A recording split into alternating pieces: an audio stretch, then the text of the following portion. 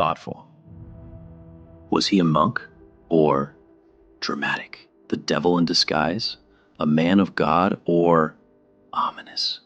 A servant of Satan? One name the history still fears to whisper.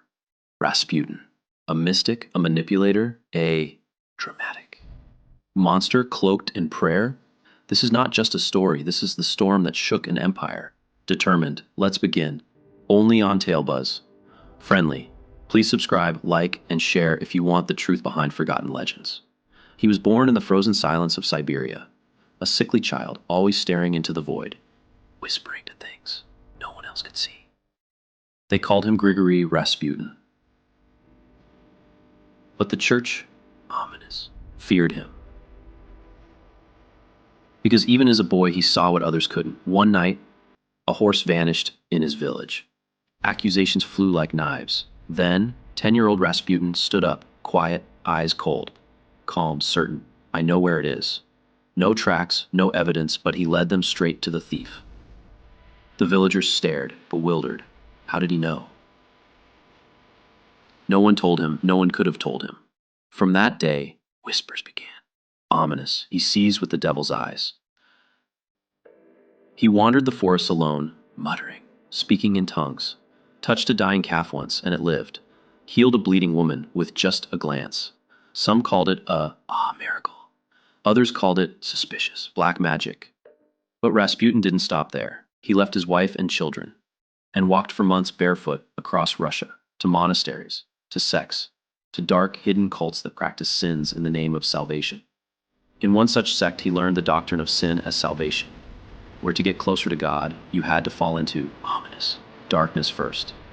He embraced it fully, stark sin, pray, repeat. He returned years later, not as a man, but as a dramatic prophet. Dirty robes, wild eyes, people said his stare could, intense, paralyze a wolf. And in 1905, his real power began. In St. Petersburg, the royal family was desperate. Their only son, Alexei, was bleeding to death from hemophilia. Doctors failed, priests failed, dramatic. Then came Rasputin. He laid hands on the boy, whispered prayers no one understood, and the bleeding stopped, surprised. Overnight, the Tsarina collapsed in tears. To her, he was an reverend angel. But angels don't drink, gamble, or seduce noble women.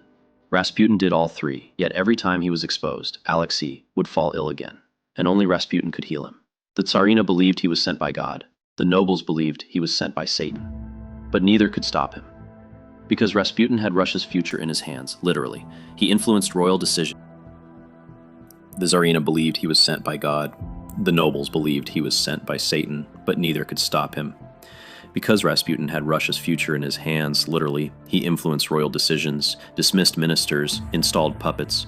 Whispers filled the palace halls. Russia is ruled by a mad monk.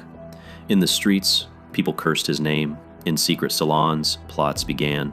He was too powerful, too dangerous, he had to be removed. But Rasputin would not die easily. Poisoned, he laughed, shot, he stood up, beaten, he crawled. Only after drowning did he fall silent. Yet even in death, he cursed them. Within a year, the Romanovs were slaughtered. Russia fell into revolution, and some whispered, Rasputin's ghost walked with the flames. Was he a healer, or the devil in disguise? A prophet, or a puppet master of doom?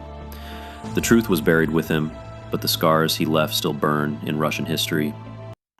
Please like, share, and subscribe Tailbuzz if you like my videos.